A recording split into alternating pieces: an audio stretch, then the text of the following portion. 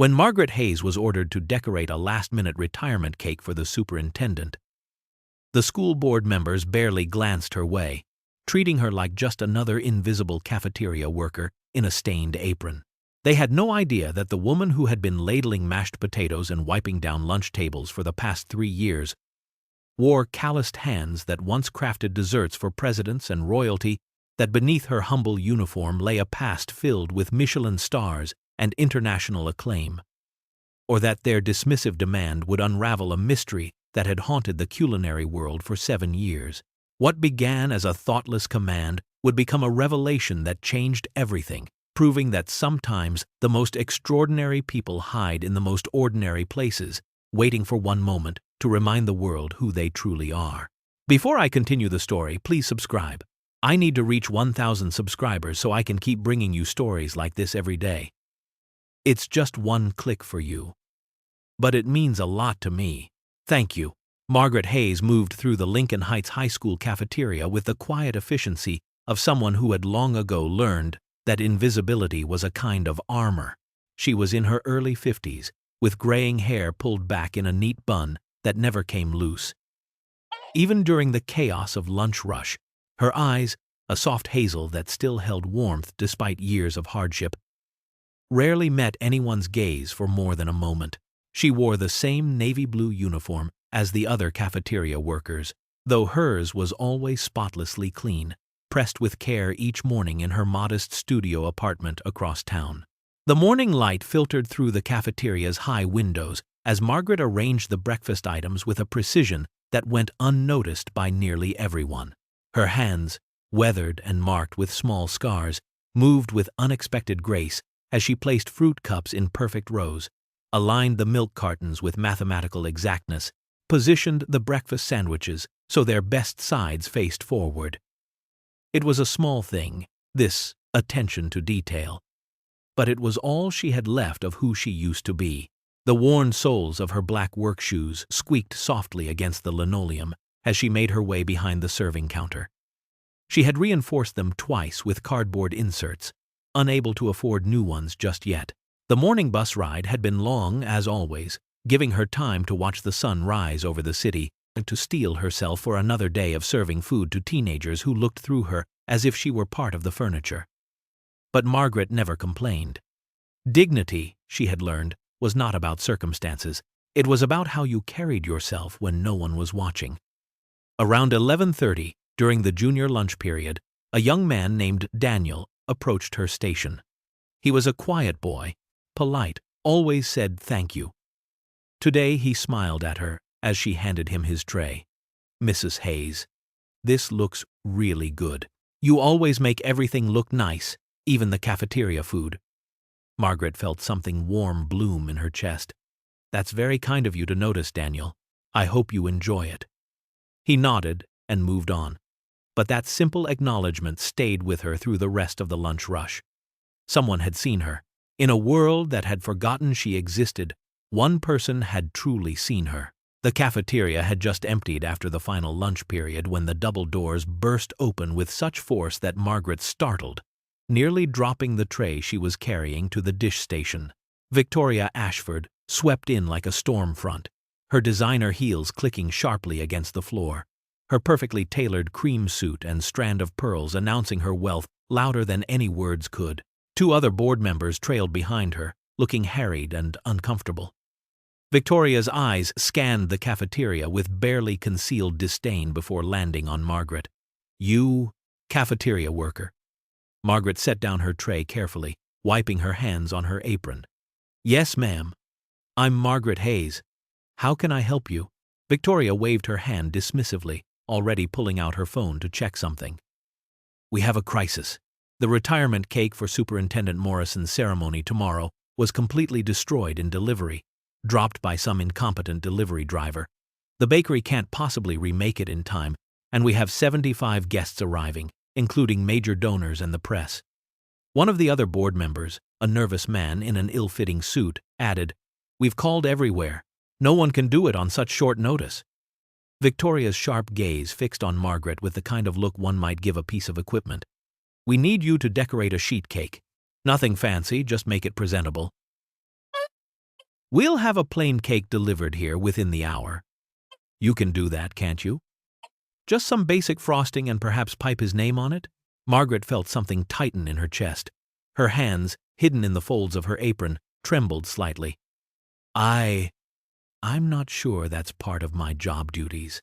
Perhaps we could— It's part of your job duties, if we say it is, Victoria interrupted, her tone ice cold.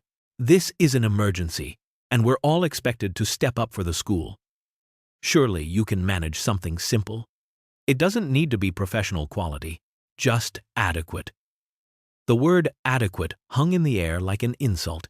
Margaret looked at the three board members, saw their expectation, their certainty that she would comply because people like her always did. She thought about saying no, about maintaining the careful distance she had built between herself and anything that might pull her back into that old life.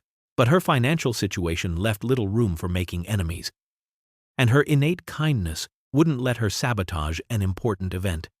Yes, ma'am, she said quietly. I'll do my best. Victoria was already turning away. Fine. The cake will arrive by 3 o'clock. Have it ready by 7 tomorrow morning. The three board members left as abruptly as they had arrived, not a single word of thanks passing their lips, leaving Margaret standing alone in the empty cafeteria with a decision she could not undo. The fluorescent lights hummed above Margaret as she stood alone in the industrial kitchen. The plain sheet cake sitting on the stainless steel counter like an accusation. It was nearly 6 o'clock in the evening, the building empty and silent except for the distant sound of the janitor's cart somewhere in the halls. Her hands trembled as she untied her apron, then retied it. A nervous gesture that betrayed the storm raging inside her. The cake was simple, white, unremarkable, exactly the kind of blank canvas she had once transformed into edible art without a second thought. But that was before.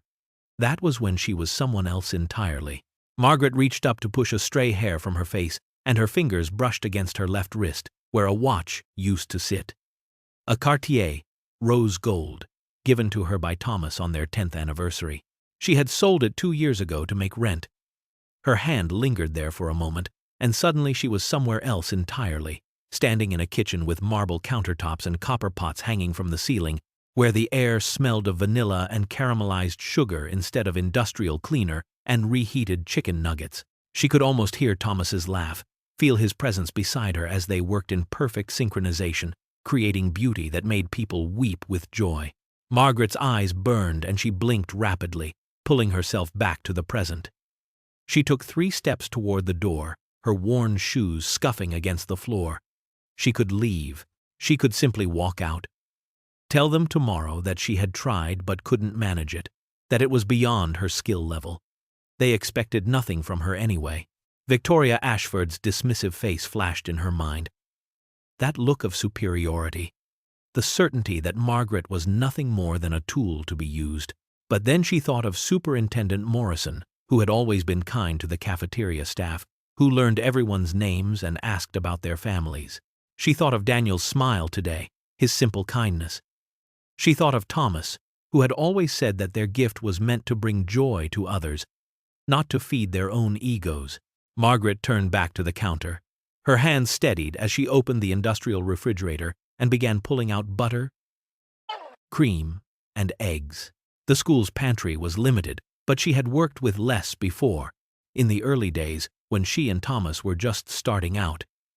She gathered food coloring, vanilla extract, powdered sugar, and a few basic piping bags that the previous baker had left behind. It wouldn't be what she could once create, but perhaps that was the point. Perhaps this wasn't about reclaiming who she had been. Perhaps this was simply about doing what was right. Margaret's hand stilled for a moment over the plain buttercream, and then something shifted. 7 years of careful restraint, of keeping herself small and hidden, began to crack. Her fingers dipped into the frosting, and when they emerged, they moved with a grace that belonged to another lifetime, another woman who had commanded kitchens where dinner for 2 cost more than Margaret's monthly rent.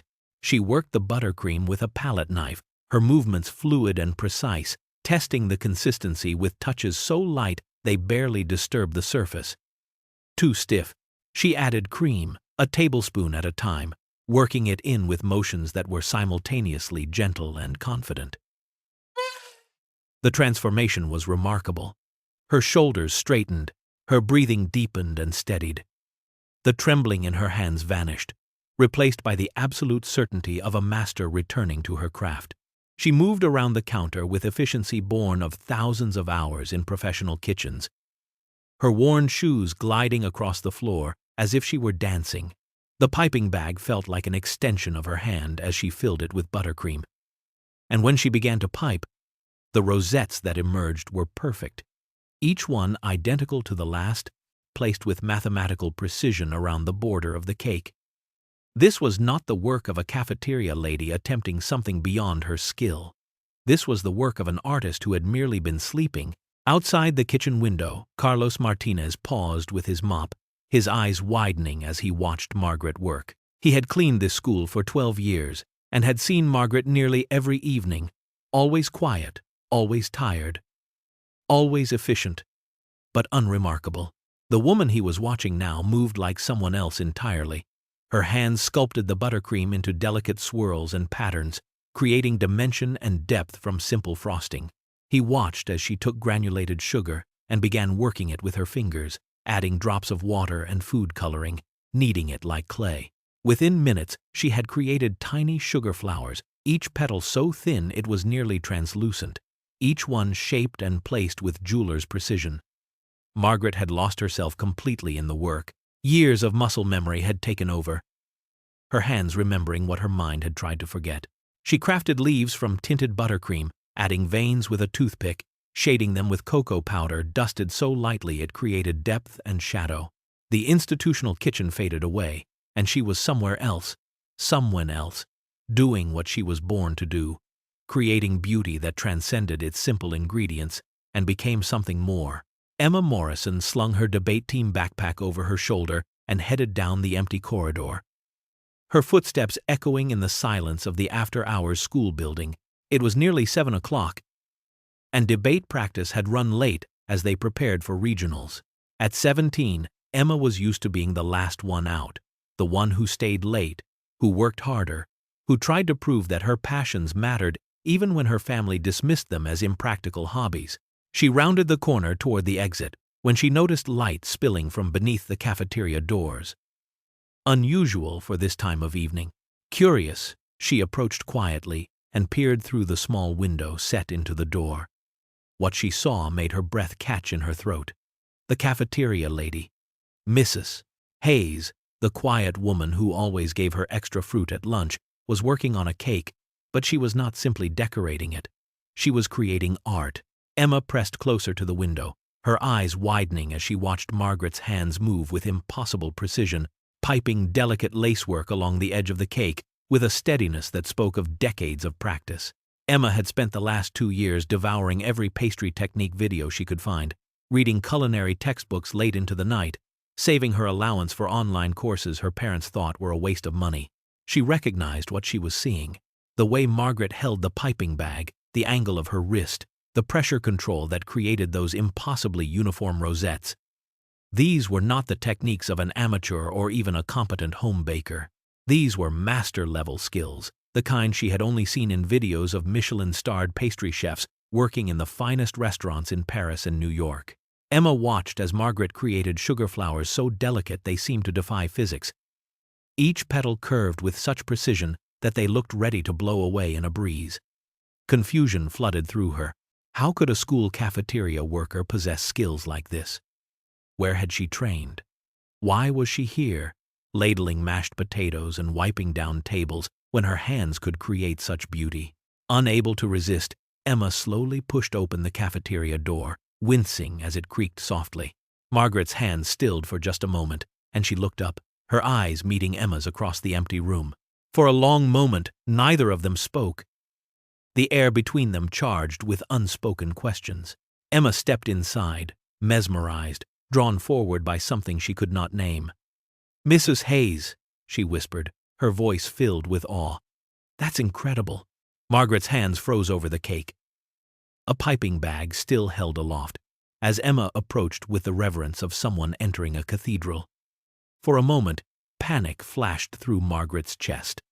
The instinct to hide, to minimize, to disappear. But Emma's expression held no judgment, only wonder and something that looked almost like recognition. "I'm sorry," Emma said softly, stopping a few feet from the counter. "I didn't mean to intrude. I just saw the light. And Mrs. Hayes, where did you learn to do this?" Margaret set down the piping bag carefully, her mind racing for an answer that was true enough without revealing too much. "Oh, I've just picked up things here and there over the years," she said, her voice gentle but deliberately vague. "Watched a lot of cooking shows, practiced when I could." Emma moved closer, her eyes tracing the intricate details of the cake. "But this isn't cooking show technique. This is professional level. The way you're holding tension in the bag, the consistency of your piping, the sugar work. I've been studying pastry arts for 2 years and I can barely manage fondant." There was no accusation in her voice, only genuine curiosity and a hunger for knowledge that Margaret recognized all too well. Margaret studied the girl before her, saw the culinary textbook peeking out from her backpack, the stains on her fingers that might have been food coloring, the hope in her eyes. "You want to be a pastry chef?" she asked gently. Emma's face fell slightly. "I want to, but my family thinks it's impractical. My grandmother especially. She's on the school board, Victoria Ashford. She wants me to study business or law, something serious. She says cooking is just a hobby, not a real career." She laughed bitterly. "She doesn't understand that creating something beautiful that brings people joy is serious. It's everything." Margaret felt something crack open inside her chest.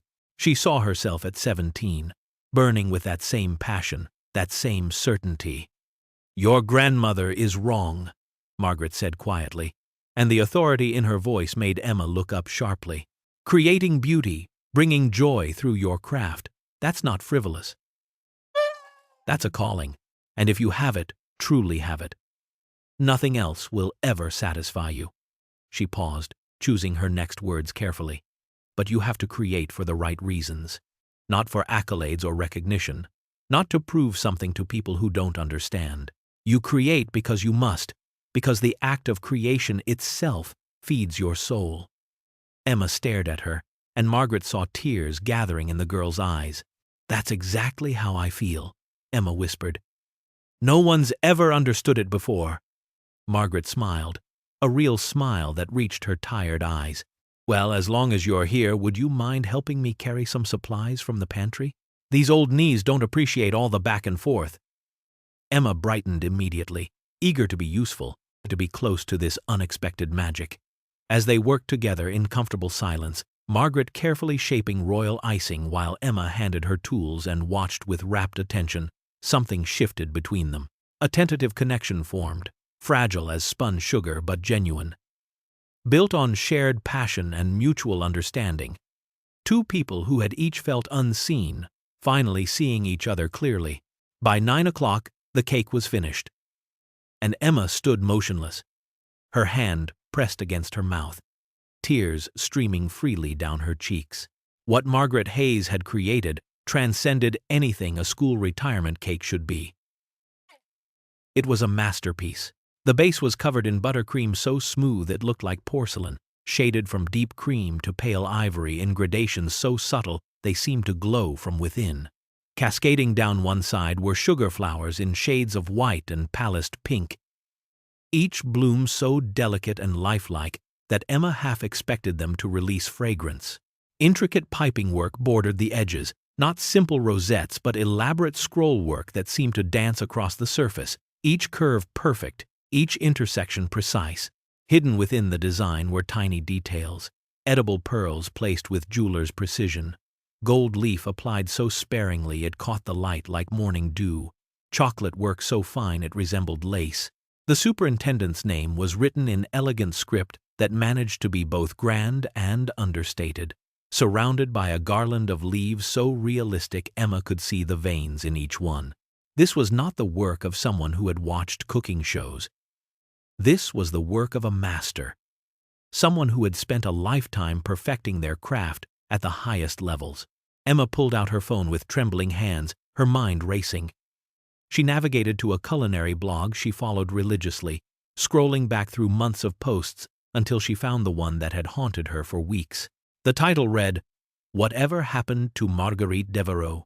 The Mystery of the Vanished Pastry Chef." She had read it a dozen times, fascinated by the story of the legendary 3 Michelin star pastry chef who had simply disappeared from the culinary world 7 years ago. Marguerite Devereux had been a giant in her field, creating desserts for presidents and royalty. Her restaurant in Manhattan, one of the most acclaimed in the world. And then, without warning or explanation, she had closed her doors and vanished, leaving the culinary community bewildered and grieving the loss of such extraordinary talent. Emma looked at the photo accompanying the article, a professional shot of a woman in pristine chef's whites, her dark hair elegant, her posture confident, her eyes bright with passion and purpose. Then she looked up at Margaret Hayes, standing before her in a stained cafeteria uniform. Gray hair coming loose from her bun, exhaustion evident in every line of her face. The bone structure was the same. The shape of her hands, long-fingered and graceful, was identical. The eyes, though dimmed by years of hardship, held the same depth. "Mrs. Hayes," Emma whispered, her voice shaking. Are you Marguerite Devereux?" Margaret's face went pale, and for a moment Emma thought she might collapse. The older woman gripped the edge of the counter, her knuckles white, and something in her expression broke open. 7 years of carefully maintained walls crumbling in an instant. "Please," Margaret whispered, and her voice was raw with pain. "Please don't tell anyone." Emma set down her phone and moved closer, her own heart breaking at the anguish in Margaret's eyes. "I won't. I promise. But, Mrs. Hayes, how did you end up here?" Margaret closed her eyes, and when she opened them again, tears were streaming down her face. "My name was Marguerite Devereux. Was, past tense. That woman died 7 years ago." She took a shuddering breath. "My husband, Thomas, he died suddenly. Heart attack. He was only 51. He was my business partner, my sous chef, my everything. We built that restaurant together from nothing. Every dish, every menu, every moment of beauty we created together." Her voice broke, and Emma reached out instinctively, taking Margaret's trembling hand. "When he died, I couldn't breathe. Couldn't think. The restaurant had debts, suppliers to pay, employees depending on me. I tried to keep going. But every time I walked into that kitchen, all I could see was his empty station. Every dessert I created felt like a betrayal because he wasn't there to taste it, to tell me it was perfect, to laugh with me when something went wrong." Margaret wiped her eyes with the back of her hand, leaving a streak of flour across her cheek. "I lost everything trying to pay off the debts. The restaurant, our home, our savings, and I couldn't bear to create beauty while I was drowning in loss. It felt obscene somehow, to make something that brought joy when I had none left inside me. So I changed my name, moved away, disappeared. I found work here, simple work, anonymous work. No one expected anything from me. No one knew who I had been. There was peace in that invisibility." Emma's tears matched Margaret's now. She squeezed the older woman's hand tighter. "I'm so sorry. I can't imagine losing someone like that, losing everything." Margaret looked at her, really looked at her, and saw not judgment or pity, but genuine compassion. "For 7 years, I've been hiding, existing, not living. And tonight, touching buttercream again, creating something beautiful. I remembered what it felt like to be alive, and it terrified me." Emma pulled up a stool and sat down, still holding Margaret's hand. "Your secret is safe with me. I swear it. I understand why you needed to disappear. Why you need your privacy. I won't tell anyone, not even my grandfather." Margaret searched Emma's face and found only sincerity. She squeezed the girl's hand gratefully, then released it to pour them both water from the industrial sink. They sat together in the fluorescent-lit kitchen, surrounded by the evidence of Margaret's artistry, and talked in the way that only happens late at night when defenses are down and truth feels safer in the darkness. Margaret spoke about Thomas, about how they had met in culinary school, how they had dreamed together, built together, created together. She talked about the joy of making something beautiful not for acclaim or Michelin stars, though those had come, but because the act of creation itself was a form of love. The accolades were wonderful, Margaret said softly, but they were never the point. We cooked from the heart. Every dessert was a conversation, a story, a gift. When you create for recognition, you're always chasing something outside yourself. When you create from love, you're already whole. Emma nodded, her eyes bright with understanding. She told Margaret about her grandmother, Victoria's constant pressure to be practical, to choose a safe career, to stop wasting time on foolish dreams. She talked about feeling invisible in her own family, how no one took her passion seriously, how she felt like she was suffocating under the weight of their expectations. "I feel like I'm supposed to be someone I'm not," Emma whispered. "Like who I really am isn't good enough." Margaret's eyes filled with fresh tears. "Oh, Emma, you are more than enough. Your passion, your gift, that's not something to diminish or hide. Don't make my mistake. Don't wait until loss teaches you that life is too short to live for anyone but yourself." They sat in comfortable silence for a moment, both lost in thought. Finally, Emma asked quietly,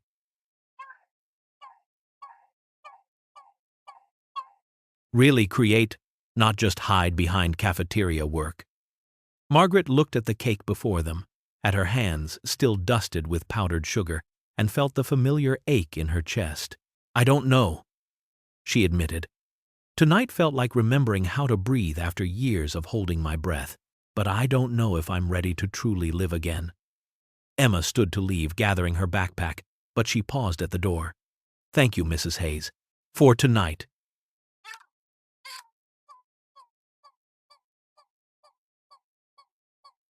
For everything you shared. You've changed how I see everything."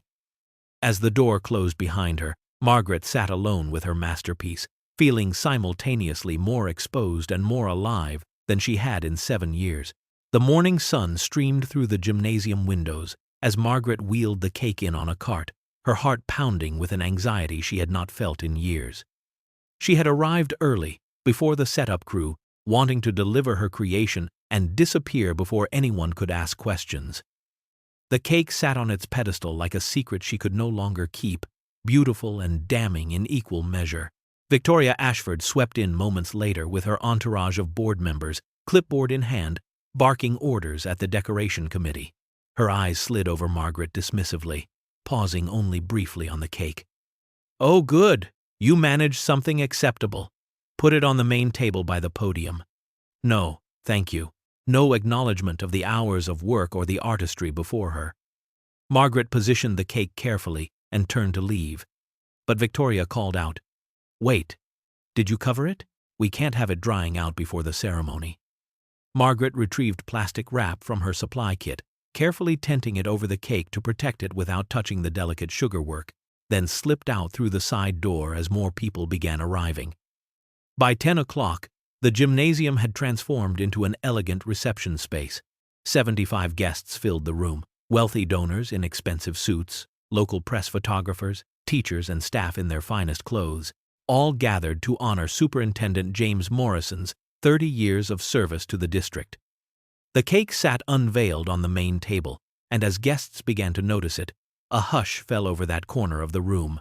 Superintendent Morrison himself, a kind-faced man in his early 60s with silver hair and warm brown eyes, approached the cake and stopped dead in his tracks. He leaned closer, studying the intricate details, the perfect technique, the artistry that elevated it far beyond anything expected for a school function. "Victoria," he called out, his voice filled with wonder. "This is extraordinary. Where on earth did you find a baker who could create something like this on such short notice?" Victoria glided over, her smile practiced and pleased. "Oh, we have our resources, James. When the original cake was ruined, we immediately made arrangements. I'm so glad you approve." One of the other board members added, "Yes, we pulled quite a few strings to make this happen." Morrison looked between them, clearly impressed. But who actually made it? I'd love to thank them personally. Victoria waved her hand vaguely. Oh, we had our cafeteria lady handle the decoration. But really, we coordinated everything, ensured she had what she needed. The credit, such as it was paper thin. Margaret's name barely mentioned, her role minimized to mere execution of their vision. Among the guests was Charles Brennan, a renowned food critic whose reviews could make or break restaurants across the eastern seaboard. He had come to write a piece on the district's innovative lunch programs, but his attention was immediately captured by the cake on the main table. Charles approached it slowly, his trained eye taking in details that others had merely admired in passing. He bent close, studying the sugarwork, the shading techniques, the precision of the piping. His fingers hovered over the delicate flowers without touching them, and his expression shifted from appreciation to confusion to something approaching disbelief. He said, turning to Victoria. "Who created this cake?" Victoria smiled, pleased to have impressed such a notable guest. "We arranged for it to be made here at the school. A last-minute emergency when our original baker had an accident." Charles shook his head, his eyes never leaving the cake. "No, I mean who actually made it. This isn't standard bakery work. The technique here is extraordinary. Look at this sugar work, the way these petals catch the light. And this buttercream gradient? It's museum quality. I need to know who the artist is." Victoria's smile thinned slightly at his insistence. "As I said, our cafeteria lady decorated it. We provided her with the supplies and basic direction." "Your cafeteria lady," Charles repeated, his voice sharp with disbelief. "You're telling me someone who works in a school cafeteria created this?" He gestured at the cake. "This is master-level work. I've reviewed desserts at 3 Michelin star restaurants that weren't executed with this level of precision."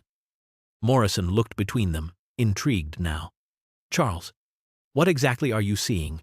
Charles pointed to specific details: the edible gold leaf application, the royal icing consistency, the architectural structure of the sugar flowers. "These are techniques that take decades to perfect. Whoever made this trained at the highest levels of pastry arts.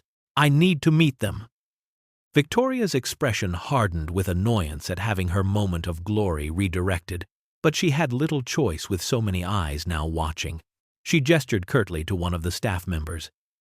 "Fine. Someone fetch Mrs. Hayes from the cafeteria." 5 minutes later, Margaret appeared in the gymnasium doorway, still in her uniform, her hair pulled back, her eyes wide with barely concealed panic. Charles Brennan turned to look at her, and his face went absolutely white. His mouth fell open, and the glass of champagne in his hand trembled, nearly spilling. "Marguerite?" he whispered, his voice filled with shock and something that sounded like reverence. "Marguerite Devereux?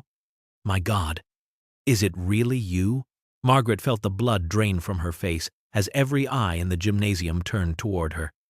Charles Brennan crossed the room in quick strides, his expression a mixture of shock, joy, and concern.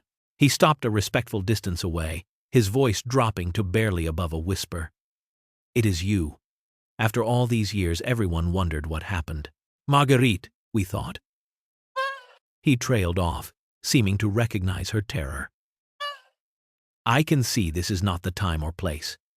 Margaret's hands trembled at her sides. "Please," she managed, her voice thin and desperate. "Please, Mr. Brennan." Charles held up his hand gently. "You don't owe me any explanations. But please, could we speak privately after the ceremony? Just for a moment. I promise complete discretion." Behind him, Victoria's head had snapped up at the name Marguerite, her sharp ears catching Charles's whisper. Her perfectly manicured fingers flew across her phone screen, typing rapidly. Margaret watched in horror as Victoria's expression transformed, her eyes widening as she read, her mouth forming a small O of surprise before settling into something calculating and cold. Victoria's gaze lifted from her phone to Margaret, and the power dynamic in the room shifted like a tectonic plate sliding into new position. The dismissive condescension evaporated, replaced by a gleam of recognition and opportunity. She walked toward Margaret with purpose, her smile bright and entirely false. "Mrs. Hayes. Or should I say, Miss Devereaux. Victoria's voice carried across the now silent gymnasium. I had no idea we had such an acclaimed artist working in our cafeteria. 3 Michelin stars. Desserts for presidents and dignitaries. What an extraordinary secret you've been keeping. Margaret felt trapped, exposed, like an animal caught in headlights. The gymnasium full of guests stared at her with new eyes, whispers spreading like wildfire. Victoria placed a hand on Margaret's shoulder, proprietary and possessive. We absolutely must properly acknowledge your incredible contribution. James, did you hear?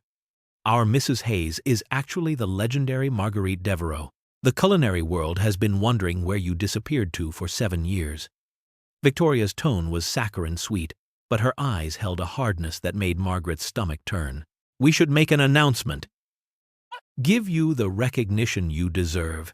This is such an inspiring story for our students, for our donors. A talent like yours, here at Lincoln Heights all along. Morrison looked troubled, sensing something wrong in Victoria's sudden enthusiasm. Charles Brennan's face had gone tight with disapproval, but Victoria was already moving toward the microphone.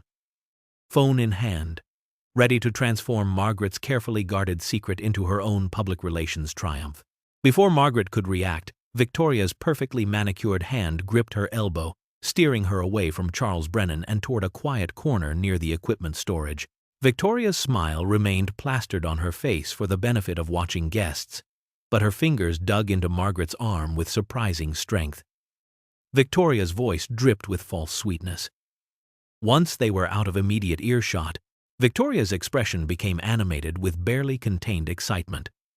This is incredible. Do you understand what an opportunity this is?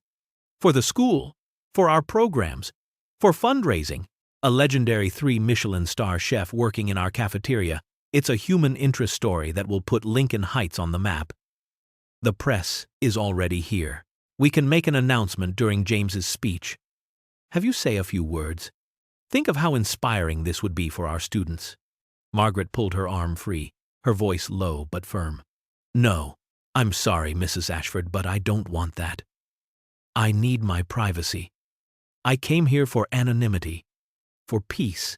I'm asking you to respect that. Victoria's smile tightened, becoming sharp-edged. Respect your privacy? Margaret, think about what's best for these students.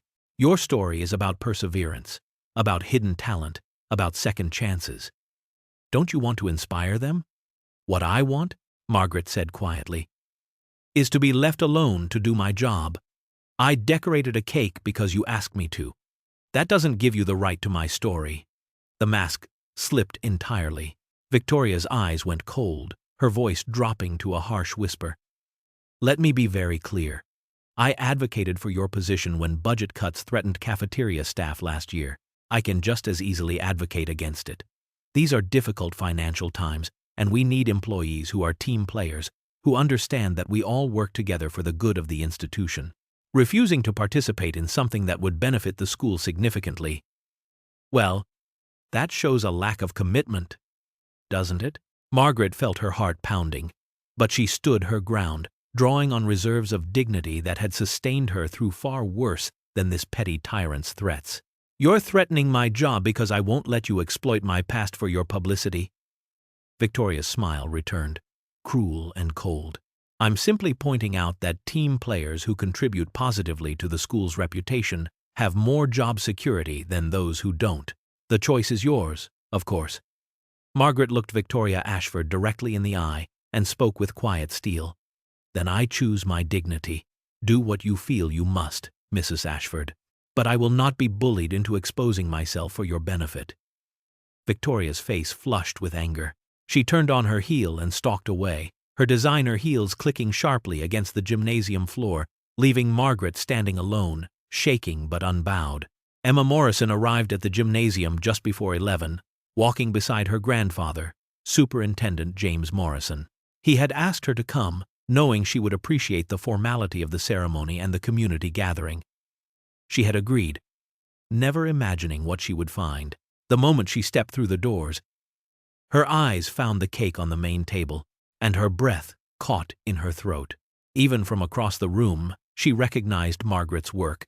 The delicate sugar flowers she had watched being born, the intricate piping she had seen created with those impossibly skilled hands.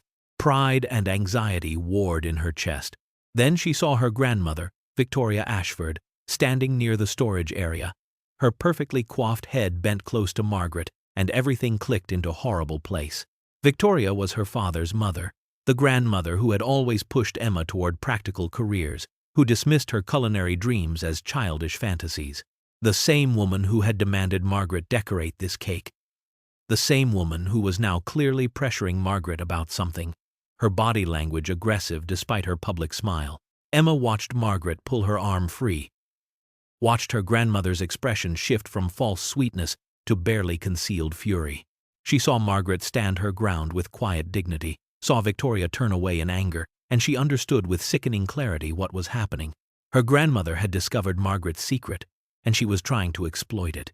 Emma rushed forward, intercepting Victoria before she could reach the microphone. "Grandmother, wait. Please, can we talk for a moment?" Victoria's eyes were hard as she looked at her granddaughter. "Not now, Emma. I have an important announcement to make. It's about Mrs. Hayes, isn't it? About who she is." Emma kept her voice low, urgent. "Please don't do this. She doesn't want the attention. She needs her privacy." Victoria's eyebrows rose. "You knew? You knew who she was and didn't tell anyone?" Her voice dripped with disapproval. "This is exactly what I mean about your impractical sentimentality, Emma. This is a remarkable opportunity for the school, and you want to hide it because of some misplaced sense of loyalty to a cafeteria worker." "She's not just a cafeteria worker," Emma said desperately. "She's a person who's been through tremendous loss. She deserves to have her wishes respected." Victoria's expression hardened further. "You're a child. You don't understand how the real world works. Now step aside." She brushed past Emma as if she were nothing more than an inconvenient obstacle, leaving her granddaughter standing helpless, torn between family loyalty and doing what was right. Victoria reached the podium and took the microphone with practiced ease, tapping it gently to get everyone's attention. The gymnasium fell quiet as guests turned toward her. Champagne glasses paused mid-air. Superintendent Morrison looked confused. This was not part of the planned program. Margaret stood frozen in the corner, dread flooding through her veins like ice water. "Ladies and gentlemen, if I could have your attention for just a moment," Victoria began, her voice warm and engaging. "Before we begin our formal tribute to James Morrison, I have an extraordinary announcement that I simply must share. It speaks to the hidden treasures we have right here at Lincoln Heights High School." Margaret's legs moved before her mind caught up, but she was too far away, too slow. "The beautiful cake you see before you was created by one of our own cafeteria staff members. But this is no ordinary cafeteria worker. Ladies and gentlemen, allow me to introduce you to Marguerite Devereaux, the legendary 3 Michelin star pastry chef who the culinary world has been searching for these past 7 years. The gymnasium erupted. Cameras swung toward Margaret, flashes popping like small explosions. Reporters surged forward, phones and recorders extended. Donors and guests buzzed with excitement. Voices rising in a cacophony of surprise and delight. Victoria continued, her voice triumphant. "She's been here with us all along, quietly working in our cafeteria, and tonight she's reminded us all that extraordinary talent can be found in the most unexpected places. This is what Lincoln Heights is all about, recognizing and celebrating excellence." Margaret stood paralyzed as dozens of eyes fixed on her, as cameras captured her stained uniform and worn shoes, as her carefully constructed walls of privacy shattered like sugar glass. The noise swelled around her, voices calling her name, questions being shouted, hands reaching toward her. She could not breathe. The gymnasium walls seemed to close in, the crowd pressing forward, and all she could see was Thomas's face. All she could feel was the suffocating weight of expectations she had fled 7 years ago, of a life she could no longer bear. With a choked sound that was half sob, half gasp, Margaret turned and ran. She pushed through the side door and fled down the empty hallway, her worn shoes slapping against the linoleum, tears blurring her vision. Behind her she heard Emma's voice calling out, "Mrs. Hayes!" Wait! Emma pushed through the crowd, ignoring her grandmother's sharp command to stay, and ran after the woman who had shown her more kindness and understanding in one evening than her own family had in 17 years. Emma found Margaret in the cafeteria kitchen, collapsed on the floor with her back against the industrial refrigerator, sobbing with the kind of raw, broken grief that comes from years of suppressed pain finally breaking free. Her neat bun had come undone, gray hair falling around her shoulders, and her hands covered her face as her whole body shook. Emma dropped to her knees beside her without hesitation, wrapping her arms around the older woman and holding her tightly while Margaret cried against her shoulder. "I can't do this again," Margaret gasped between sobs. "I can't be that person again. Thomas and I, we were a team. Every success, every beautiful thing we created, it was ours together. When he died, I didn't just lose my husband. I lost half of myself. Standing in front of cameras, taking credit, being celebrated, it all felt so empty without him there to share it. The accolades meant nothing. The recognition felt like ash in my mouth. I couldn't create beauty without him because he was the reason it was beautiful in the first place." Her voice cracked, and fresh tears streamed down her face. "So I disappeared. I became no one, and for 7 years, I've had peace in that nothingness. No expectations, no pressure, no one asking me to be brilliant when I felt hollow inside. And now she's taken that away from me. Now I'm exposed again, and I can't go through it all over again." Emma held her tighter, her own tears falling into Margaret's hair. "You don't have to go through anything. You don't owe them anything." Margaret pulled back, wiping her eyes roughly with her apron. "I have to leave. I'll pack tonight, be gone by morning. Start over somewhere else. It's what I should have done the moment I touched that buttercream." "No," Emma said fiercely, gripping Margaret's shoulders. "Please don't go. You've inspired me more than anyone in my entire life. You showed me that passion matters, that creating beauty matters, that following your heart isn't foolish. If you run away again, you're teaching me that hiding is the answer. Please, Mrs. Hayes, please stay." The kitchen door opened quietly, and Superintendent James Morrison stepped inside, his kind face etched with concern and something that looked like understanding. "I hope I'm not intruding," he said gently, "but I think we need to talk." Morrison closed the door behind him and walked slowly to where Margaret and Emma sat on the floor. Despite his formal suit, he lowered himself to sit beside them, his movements deliberate and respectful. "First, let me apologize for Victoria's behavior. She's my daughter-in-law, married to my son Robert, and she's always been driven by status and recognition. It's her weakness. And I'm deeply sorry that she used your story without your consent.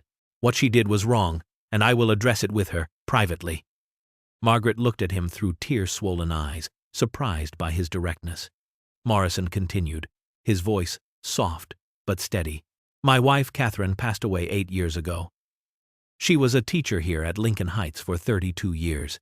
She could have been a principal, a district administrator, could have climbed any ladder she wanted. She was brilliant, innovative, respected by everyone who knew her. But she chose to stay in the classroom because that's where she found her purpose. She used to tell me that the most important work happens in quiet moments, in simple acts of service that no one photographs or celebrates. She found more meaning in helping one struggling student than in any award or recognition." He smiled, sadly, lost in memory for a moment. When she died, people wanted to name buildings after her, create scholarships in her name, make grand gestures. But Catherine had specifically requested none of that. She wanted to be remembered simply, quietly, by the lives she touched. I honored her wishes, and some people thought I was wrong to do so. But I understood that true dignity isn't about public recognition. It's about living according to your own values, serving in the way that feeds your soul. Margaret felt something loosen in her chest, the tight knot of panic beginning to ease. Morrison met her eyes with genuine compassion.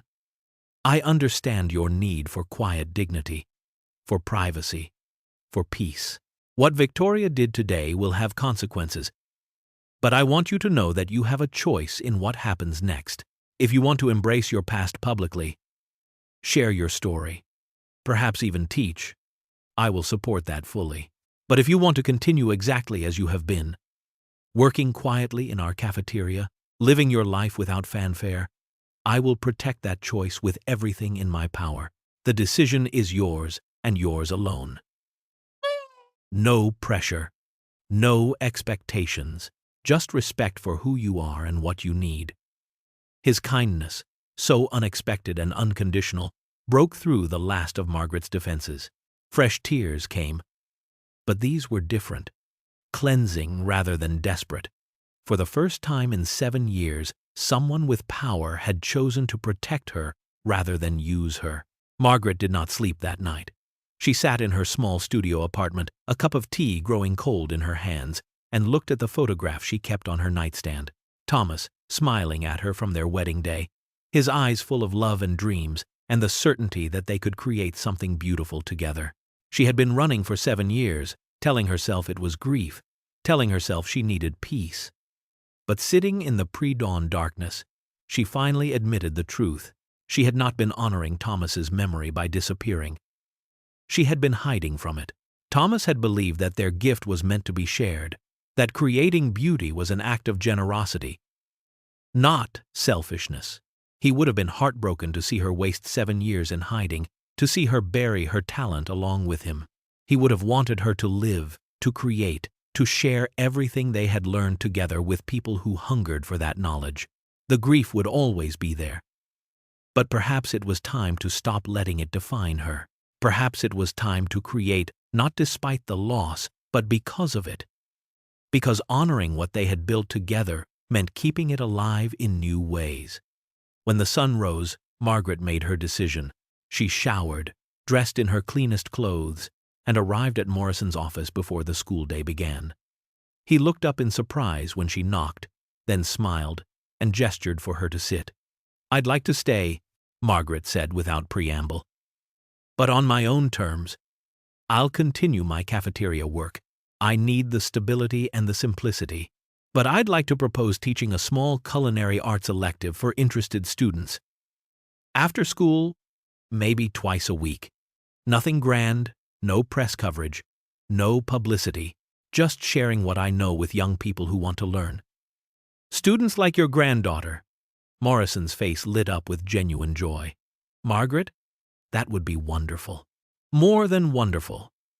We've wanted to expand our arts programming but never had the resources or expertise. I'll have the paperwork drawn up immediately. You'll be compensated for the additional hours, of course." Emma, who Morrison had called in to join them, let out a small cry of delight and threw her arms around Margaret. "You're staying? You're really staying? And you'll teach us?" Margaret hugged her back, feeling something warm and alive kindle in her chest for the first time in years. "Yes, Emma, I'm staying, and I'm going to teach you everything I know."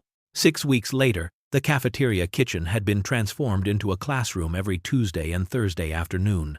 8 students gathered around the stainless steel counters, ranging from Emma Morrison to Carlos Martinez's shy daughter, Sophia, to Marcus Chen, a junior who worked 2 jobs to help his family but dreamed of opening his own bakery someday. Margaret moved among them with patience and grace, her hands guiding theirs, her voice steady as she explained the science behind tempering chocolate, the art of balancing flavors, the importance of precision and passion working together. Emma was her star pupil, absorbing every lesson with fierce dedication, her hands growing more confident with each class. But Margaret gave equal attention to every student, seeing in each of them the potential for greatness, the spark of passion that transcended circumstances. She taught them that creating beauty was not about expensive ingredients or fancy equipment, but about heart, discipline, and the willingness to learn from failure. For the first time in 7 years, Margaret felt joy in creation again. Not the desperate achievement-driven joy of her Michelin star days, but something quieter and deeper. The satisfaction of watching young minds bloom, of sharing knowledge that would outlive her. Across town, at the monthly school board meeting, Victoria Ashford sat in stony silence as the other board members formally reprimanded her for exploiting a staff member's private information without consent. Several donors had actually withdrawn support after learning how Margaret had been treated, finding Victoria's behavior distasteful and manipulative. Her reputation, which she had tried so hard to enhance, had suffered considerably. Charles Brennan had indeed written an article, but only after meeting with Margaret privately and receiving her full permission. His piece, published in a prestigious culinary journal, was titled Second Acts: Finding Purpose Beyond Fame. It spoke thoughtfully about loss, reinvention, and the courage to create on one's own terms. He mentioned Margaret's new teaching role but kept her location vague, respecting her need for privacy while celebrating her return to her craft. In the kitchen, Emma stayed late after class to help Margaret clean up, their conversation flowing easily between techniques and life, dreams and fears. They had become true friends despite their age difference, bonded by shared passion and mutual respect. Margaret taught Emma about pastry. Emma taught Margaret about living again. 6 months after that first class, the gymnasium that had once been the site of Margaret's unwilling exposure had become a place of celebration. The student culinary showcase drew a crowd of proud parents, teachers, and community members who wandered among tables displaying the creations of Margaret's 8 students. Each piece told a story of hard work, of skills patiently learned, of young people discovering their own voices through sugar and butter and cream. Emma's centerpiece stood at the center, a towering croquembouquet that demonstrated both technical mastery and artistic vision. Each cream puff perfectly golden, the spun sugar cage surrounding it delicate as morning frost. When asked about her inspiration, Emma spoke clearly and proudly about her teacher, about the woman who had shown her that passion and dedication mattered more than any family expectation. 2 weeks later, Superintendent Morrison's actual retirement party took place, properly planned this time, and Margaret had offered to have her students cater the desserts. They worked together in the kitchen, a team united by shared purpose, creating a spread that was both beautiful and personal. Each student contributing their best work. Morrison wept when he saw it, understanding the gift he was being given. Victoria Ashford approached Margaret near the end of the evening, her posture stiff, her words clearly rehearsed. "I owe you an apology. What I did was wrong. I used you for my own benefit without your consent, and I'm sorry." Margaret looked at the woman who had tried to destroy her peace, saw the genuine discomfort in her face, and felt no anger, only a kind of tired compassion. "I accept your apology, Victoria. We all make mistakes. What matters is what we learn from them." The following Sunday, Margaret visited the cemetery for the first time in months, placing fresh flowers on Thomas's headstone. She knelt in the grass, touching the carved letters of his name. "I'm creating again," she whispered, "teaching, sharing everything we learned together. I think you'd be proud. I'm not hiding anymore, my love. I'm living." That evening, in her small apartment, Margaret sat at her tiny kitchen table with a cup of tea and a sketchbook. Her pencil moved across the page, designing a cake for Emma's 18th birthday, something that would challenge her star pupil, something beautiful and complex and full of love. Outside her window, the city lights glowed against the darkening sky, and Margaret smiled. Truly smiled. For the first time in 7 years, she had found her balance at last, honoring the past while embracing the present, creating not for acclaim but for joy, living not in hiding but in quiet dignity, exactly as she chose.